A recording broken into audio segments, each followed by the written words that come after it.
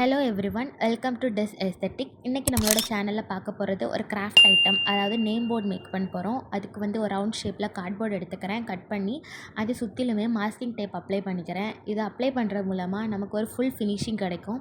Apply பண்ணினதுக்கு அப்புறமா எல்லாத்தையும் press பண்ணிவிட்டு ஒரு கம்ப்ளீட் ஃபினிஷிங்கோடு எடுத்து வச்சுக்கலாம்.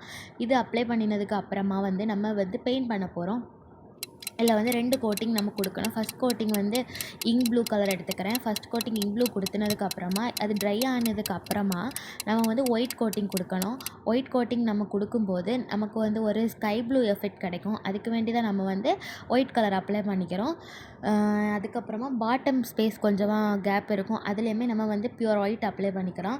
அப்ளை பண்ணினதுக்கப்புறமாவது அதை ட்ரை பண்ண விட்டுடலாம். ட்ரை பண்ணிகிட்டு இருக்கும்போது நம்ம வந்து ஒரு தென்னம்பூ வந்து எடுத்துக்கிறேன். இது வந்து எதுக்குன்னா ஒரு ட்ரீ எஃபெக்ட் கொண்டு வர வேண்டி ட்ரீ எஃபெக்டாக இதை எடுத்து பெயிண்ட் பண்ணிக்கிறேன். ஃபுல்லாக பிளாக் கலரில் பெயிண்ட் பண்ணிவிட்டு B7000 க்ளூ யூஸ் பண்ணி அதை ஒட்டிக்கிறேன். அப்புறமா வந்து கொஞ்சமாக சீஷெல்ஸ் எடுத்து வச்சுருந்தேன், அதாவது நேச்சுரல் எஃபெக்ட் கொண்டு வர வேண்டி இதை நம்ம சீஷெல்ஸ் எல்லாமே அந்த பாட்டம் ஸ்பேஸில் ஒட்டிக்கலாம். ஒட்டினதுக்கப்புறமா பார்க்கும்போது ஒரு நேச்சுரல் சீஷோர் எஃபெக்ட் கிடைக்கும் நமக்கு. ரொம்ப க்யூட்டாகவும் ப்ரிட்டியாகவும் இருக்கும். அதனால் வந்து உங்கள்கிட்ட இருந்துச்சுன்னா ஒட்டிக்கோங்க, இல்லாட்டி வந்து இதுக்கு ஆப்ஷனை வந்து சாண்டை யூஸ் பண்ணிக்கலாம், கம் யூஸ் பண்ணி.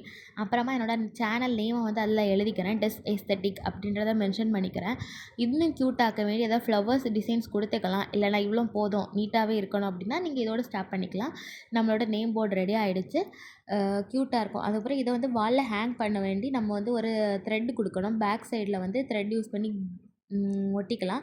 அப்புறம் இன்னும் ஸ்ட்ராங்காக இருக்கணும் அப்படின்னா ஒரு பீஸ் ஆஃப் பேப்பர் எடுத்து அதுக்கு மேலே ஒட்டிக்கலாம். நம்மளோட கிராஃப்ட் ரெடி ஆகிடுச்சு. தேங்க்யூ ஃபார் வாட்சிங்.